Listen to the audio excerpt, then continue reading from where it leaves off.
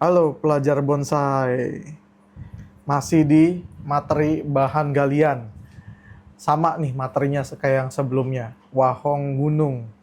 Nah, tapi kali ini kita mau bikin nyoba lah. Ini baru dari galian, masih di bowling, bener-bener pure nih. Cuman ditaruh aja, digeletakin, ternyata terubusannya udah banyak. Nah, kali ini kita pengen bikin wahong ori, wahong gunung ori. Kalau yang kemarin kan kita bikin pakai sancang disisip. Nah, kita pengen coba yang ini. Karena katanya wahong ori itu lebih bandel dibanding wahong sisip sancang. Nah, bener nggak tuh Pak kayak gitu? Ya, itu dengan catatan ya. Jadi yang namanya ori di sini adalah dari daun yang lebih gampang mengecil dan gampang tumbuh percabangan. Jadi bisa dipakai ori. Beberapa jenis ya emang agak sulit. Nah, itu emang dihindari. Jadi kalau yang disisip sancang itu udah terbukti bahwa itu akan mempercepat proses pembuatan bonsai itu. Oh, berarti nggak semua wahong ya Pak ya? Iya. Nah, Beberapa emang lama. kebetulan kita punya wahong yang versi daun kecil. Iya. Nah, kalau berdasarkan pengalaman teman-teman sih, wahong kecil itu namanya wahong laut. Jadi wahong laut itu memang dia adanya di pesisir. Beda sama wahong gunung. Tapi kayu sebenarnya sama karakternya, cuman tingkat kekerasannya beda. Dan daunnya juga beda. Kalau dilihat di sini, nah ini hampir mirip sancang nih, orinya. Iya. Bisa terubus, rapet, terus daunnya juga ngecil, cuman bedanya dia ada geriginya di samping. Oke, jadi ini kita punya bahan galian kayak gini nih Pak. Ini gerak dasarnya apa nih? Jadi ini ada dua kemungkinan, nanti kita tegesin. Jadi ada cenderung rough, jadi kalau secara visual itu saya cenderung bahwa ini gayanya rough. Cuman kalau dilihat dari fisiknya bisa jadi itu clam. Nah, apa sih bedanya yang mencolok antara rough dan clam? Jadi rough itu pengertiannya batang yang rubuh kemudian terubus lagi di batangnya. Sebenarnya yang terubusan itu cabang, cuman karena gedenya atau proses lamanya jadinya batang. Kalau clam itu rumpun istilahnya, jadi satu tumbuh serentak itu beberapa batang. Itu Oh, yang disebut clam. jadi bayangannya itu kalau rough batang utamanya rubuh, Rubuh. terus menciptakan batang-batang lain di atasnya. Yang terubusan yang jadi batang-batang baru. Oh, berarti dia cenderung memang bentuknya itu memanjang ya Pak ya, memanjang. Betul. Dan berbaris. Iya. Nah, sementara kalau clam itu dia lebih kayak misalnya ada akar, nah dia kan suka tumbuh tuh dari akar, dari sisi lain Iya. akarnya. Nah, dia jadi multi terang atau batang yang mengumpul menjadi satu, tapi satu akar ya Pak ya? Satu tunggul, satu tunggul. Oh, satu tunggul. Iya.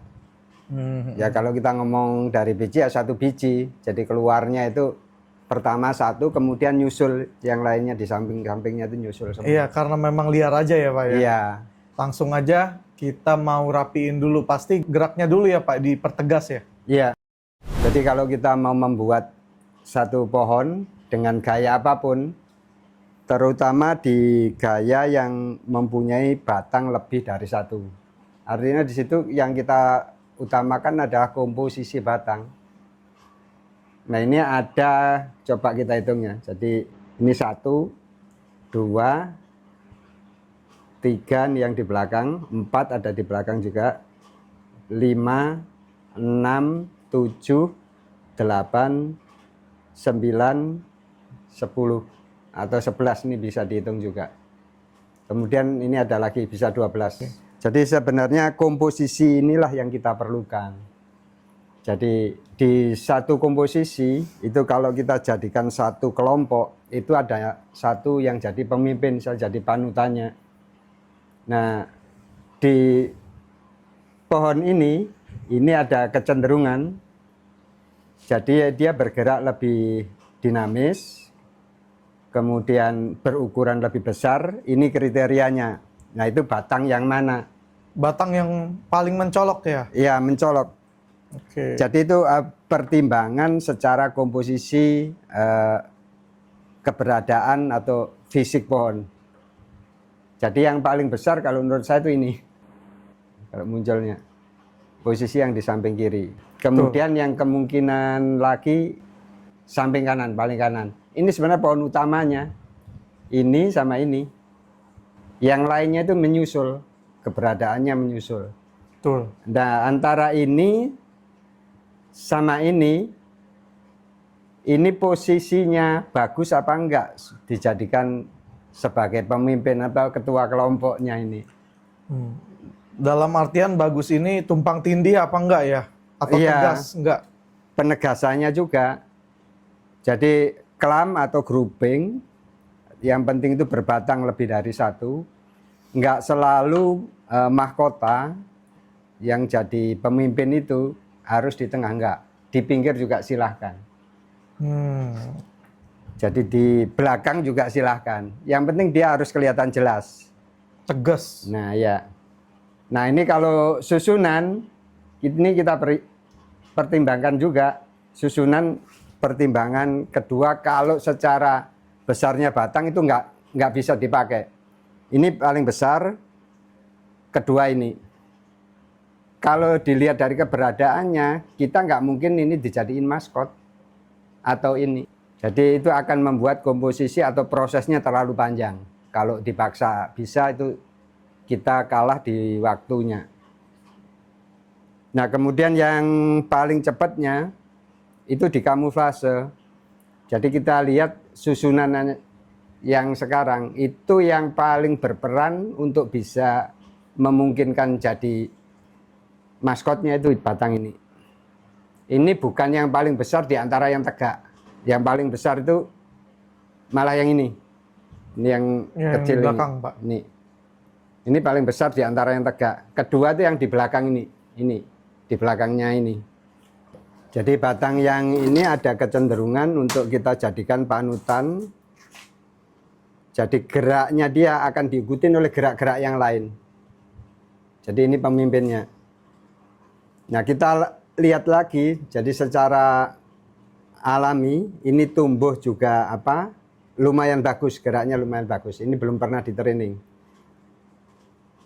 Keberadaan ini menjadi pengikut, itu kita juga lihat sekelilingnya, jadi kiri kanannya bisa menunjang apa enggak. Itu yang pertama. Nah yang kedua, ini mau kita jadikan berapa kelompok. Itu penting sekali. Kalau dilihat dari bahannya sih, ini bakalan jadi 3 kelompok sih Pak. Yang mana aja itu? Yang paling depan. Yang paling depan tuh yang mana ini? Yang sana. Yang ini. Ya. Ini Oke, terus yang di tengah. Yang di tengah dari ini. Iya. Ya, terus. Sama yang satu lagi paling kecil di pinggir. Yang ini ya. Iya. Ini enggak, yang gede enggak ini ya? Yang itu enggak, karena dia udah ngambil yang depannya. Iya, jadi karena dia posisinya kurang bagus, jadi dia posisinya di belakang, kita nggak tahu batang asalnya dari mana, nggak kelihatan maksudnya. Kalau kita pakai depan dari sini, itu nggak kelihatan. Jadi ada beberapa pertimbangan yaitu tadi ya. Pertama kan besarnya, kemudian keberadaan di komposisi, itu mana yang paling berperan, yang memungkinkan.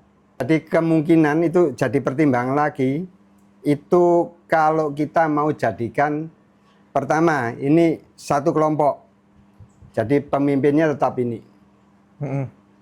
Kemudian dua kelompok itu mungkinnya dari sini ini. Jadi ini satu, ini ada kelompok lagi di sini. Jadi ada gerakan yang tegas, ini nanti harus ada yang dikalahkan supaya dia ada pemisah. Jadi ada batas supaya itu kelihatan dua kelompok.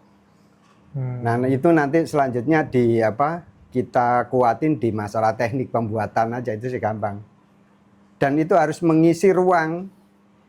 Jadi ruang itu kiri kanan adalah ruang, depan belakang adalah ruang.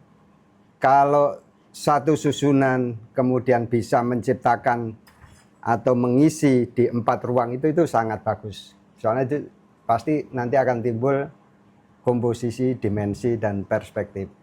Nah ini coba kita eksekusi dulu ya. Jadi dengan acuan ini jadi apa pemimpinnya di keseluruhan batang yang ada. Pemimpin grup. Ya, itu terlepas nanti jadinya 2 kelompok, 3 kelompok atau 1 kelompok. Hmm. Jadi ini masih ketinggian. Jadi geraknya ini terlalu rapat, kita nggak bisa nyusun kalau begini nih. Ini yang juga kita harus tahu. Jadi ini kalau saya ini nanti saya potong segini nih. Nah, pengennya sih Pak, ini kan mumpung dari bahan galian, pengennya bikin gitu Pak, pohon bogel biar bisa ikutan The Max lagi. Itu sih nggak masalah. Yang penting materinya itu cocok. Gitu. Jadi selama itu cocok sih nggak ada masalah. Asal jangan dipaksa aja.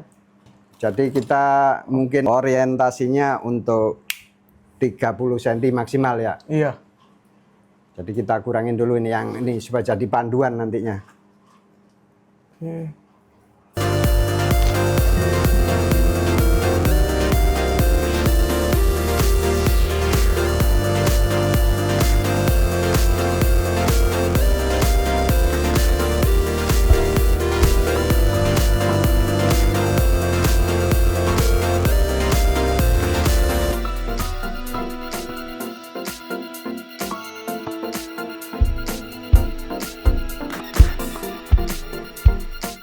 Ini aturannya sama ya Pak, tetap besarnya sepertiga dari pangkal cabangnya.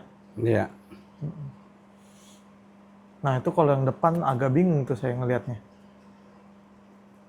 Agak bingung gimana. Dipakai semua atau cadangan? Apaan? Yang di depan itu ranting banyak. Oh ini nanti dipilih. Oh dipilih ya tetap. Iya. Belum fix ya ini. Ini masih perkiraan. Atau juga kalau ini bisa jadi keringan ya Pak? Oh iya kalau sampai gede bisa dijadiin keringan. Gimana Pak? Pelintirannya udah bener belum nih? Udah bener. Diagonalnya yang nggak stabil.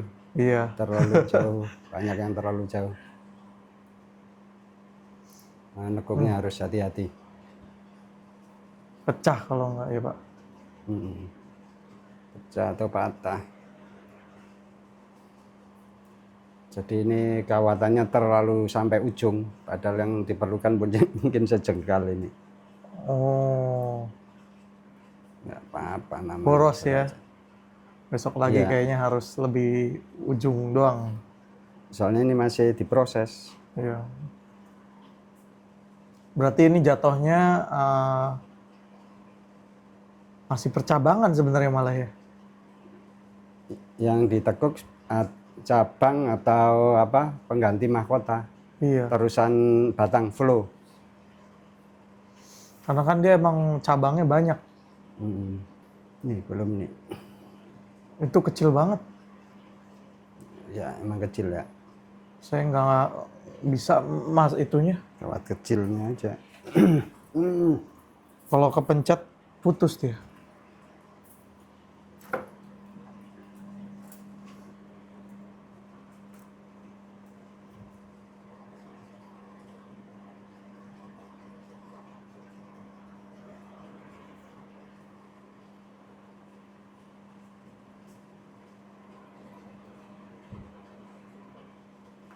Nah itu kalau kecil gitu memang harus disenggangin ya Pak ya?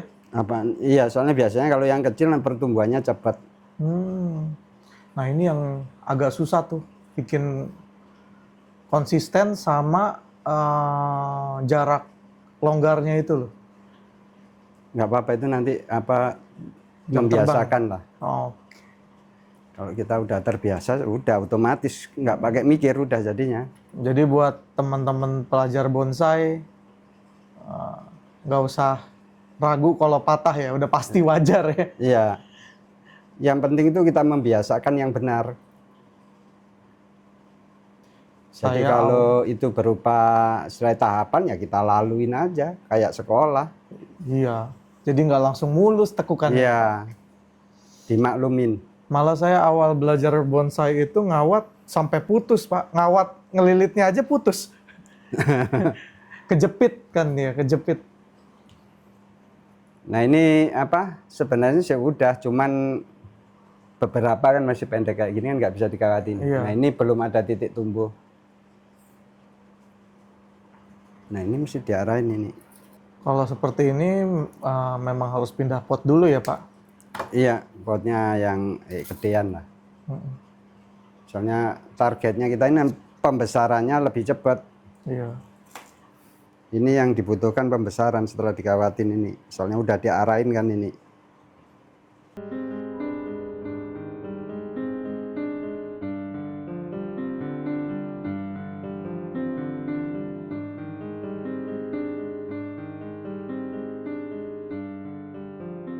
Nah, jadi lebar ini. Nah, sebenarnya udah begini udah cukup. Jadi apa pengarahan cabang atau terusan flow itu arahnya pasti keluar. Jadi nggak boleh istilahnya ketemu terus. Jadi makin menghindar. Menghindarnya itu keluar. Nah berbatang banyak emang itu masalah. Makanya kita harus membiasakan benar dulu. Nah, kira nanti berarti jadinya berapa mahkota Pak? Kalau sesuai konsep kita nih. Jadi kemungkinan besar bukan berapa mahkota, berapa kelompok. Itu Oke. tepatnya. Jadi ada 3 kelompok ini. Jadi kelompok pertama dari yang ini. Kelompok yang ini adalah yang bentangannya paling lebar. Soalnya startnya aja udah sampai sini, belum diterusin. Kira-kira ujungnya di mana Pak? Ujung flow batang yang pertama itu? Ya kemungkinan besar ada di sini. Jauh juga ya. Iya. Jadi ini bentangannya sih lumayan bisa apa? Bisa semeter. Iya betul, semeter.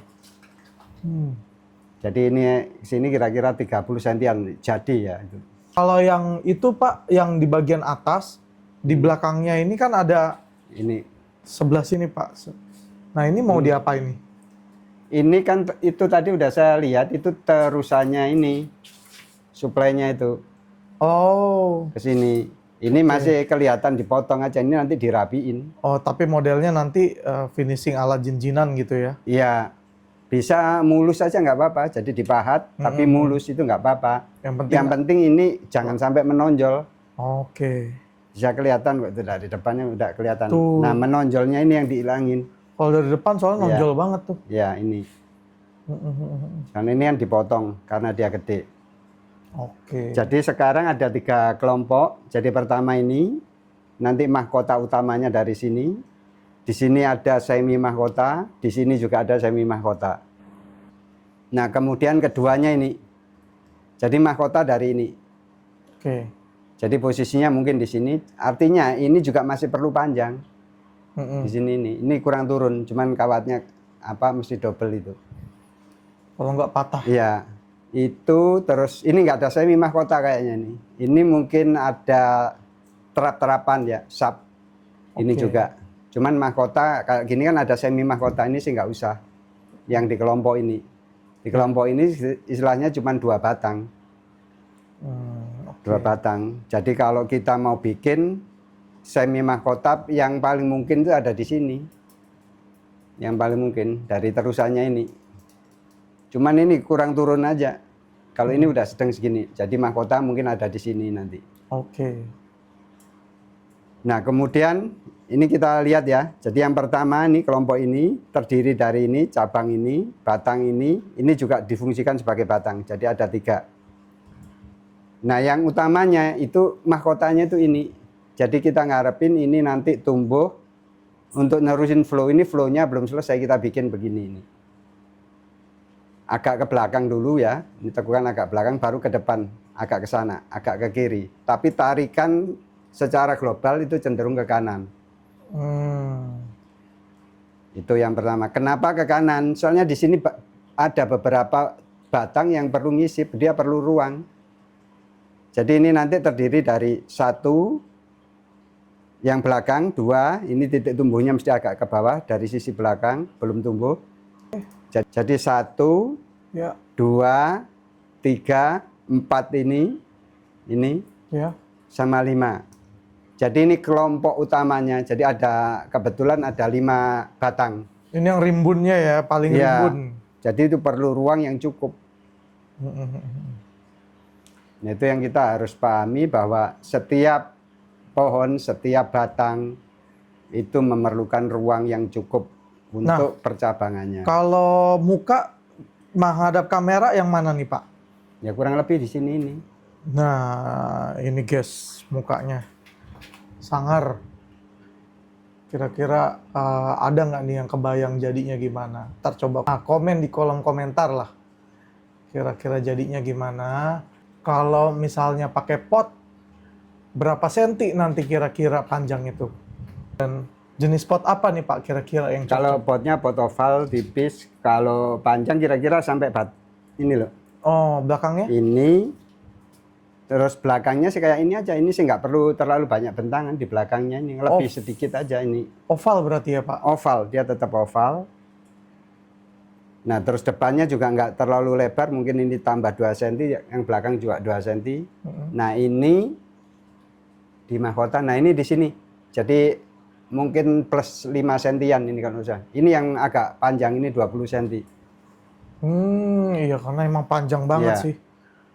Nah, ini termasuk konsep pohon bogel dengan bentangan yang lebar sekali ya, Pak. Iya. Nah, dan ini ya semoga dapat menginspirasi lah pelajar bonsai nih. Jadi bogel bukan berarti formal-informal aja, bisa juga kita bikin begini nih. Iya, bikin yang lebih dinamis. Betul. Nah, berarti Pak PR-nya apa nih terakhir? Untuk treatment si pohon ini tinggal dikasih media aja, terus pindah pot aja ya Pak? Iya, pindah pot yang lebih besar. Jadi ini kan kebetulan masih di karung. Kalau kita nggak punya pot besar, di ember, di bak itu juga bisa. Yang penting targetnya setelah dikerjakan ini adalah percepatan pertumbuhan, supaya kita nunggunya nggak terlalu lama. Betul. Jadi yang paling penting setelah pengerjaan itu harus disuburin dulu ya Pak? Iya. Nggak boleh diotak-atik. Ingat kalau udah otak-atik atasnya, di bawahnya jangan diotak-atik, apalagi dipres kalau bisa ya Pak? Ya, jadi sekarang itu kita nunggu gedein yang ini aja, yang udah dikawat aja kurang lebih ya. Itu yang kita kontrol.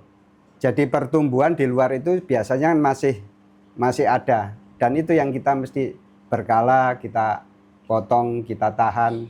Berarti gampangnya Supaya lebih fokus nanti. ranting yang keluar di luar dari konsep yang kita mau pakai ya Pak? Jadi ini sebenarnya kita ini kan dikawatin ya. Biasanya di sini ada pertumbuhan. Nah ini harus dihabisin terus berkala ini, soalnya dia cenderung tumbuh terus. Nanti dibiasain sampai ininya kuat. Nah itu biasanya udah mulai nggak tumbuh. Betul. Kalau gitu sekian materi kita masih di bab wahong bahan galian. Kalau ada yang mau ditanya boleh langsung komentar aja ya Pak ya. Siap. Pasti kita coba jawab. Nah, oke, sampai ketemu di episode berikutnya.